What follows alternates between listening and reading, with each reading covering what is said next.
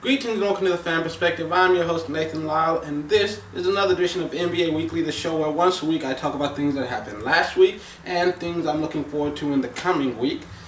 And I'm actually recording this on Saturday because this is the shit that always happens. When I record it Friday night, something big happens and I miss it, and then I have to report on it next week when everyone else already knows about it, no one cares anymore. But then the nights when I actually sit and wait for something to happen, nothing. So, last week on Friday, Klay Thompson, he scored a career-high 52 points. He was able to do this thanks to breaking an NBA record by scoring 37 points in the third quarter, shooting 13 of 13 from the field, including an NBA record 9 three-pointers. And this is also the reason why I'll never consider Stephen Curry for MVP this season, which is why I won't consider Gasol for MVP. I mean, there's a lot of people, they pay attention to the Batman of the league without really looking at the Robins. There are so many amazing teams in the league, and it's just like with the Grizzlies, Gasol, if he's missing, they're a 500 team. But when Zebo's missing, they're a 500 team. When Mike Conley's missing, they're slightly above 500, but they're still not dominant. I'm just saying.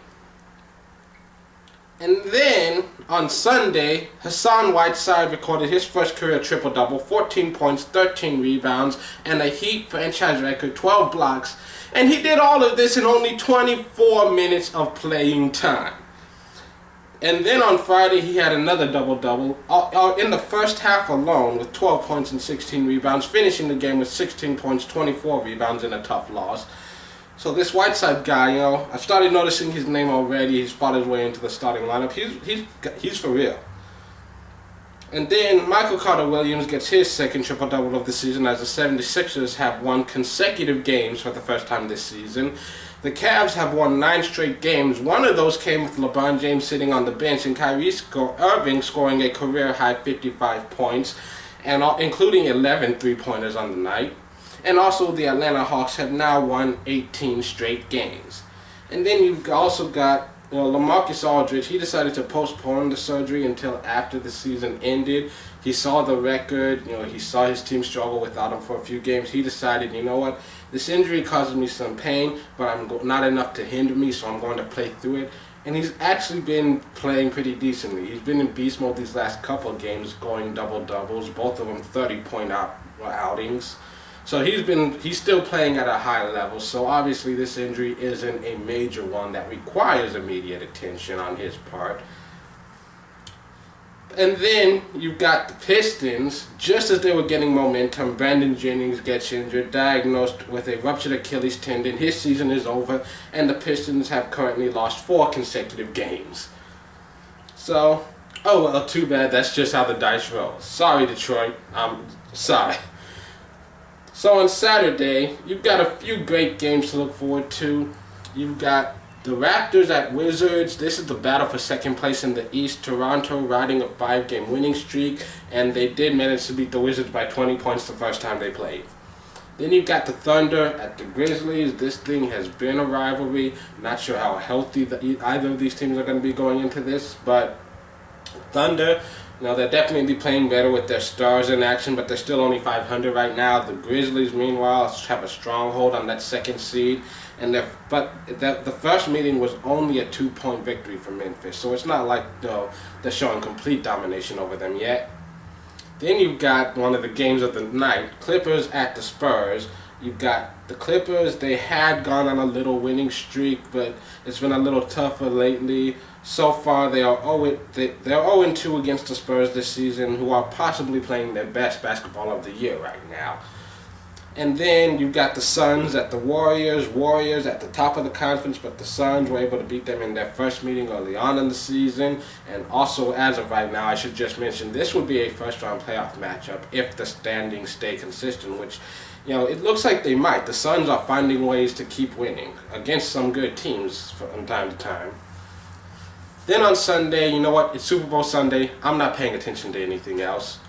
And then Monday, you got Hornets at Wizards. The Hornets, they fought their way back into the playoff standings, but now they're facing one of the top teams in the conference. You've got the Bucks at the Raptors. As of recording this video, this is a first-round playoff matchup, and Toronto is hoping to finish the season series with a clean sweep. Tuesday, nothing worth looking at. Wednesday, Wizards at Hawks.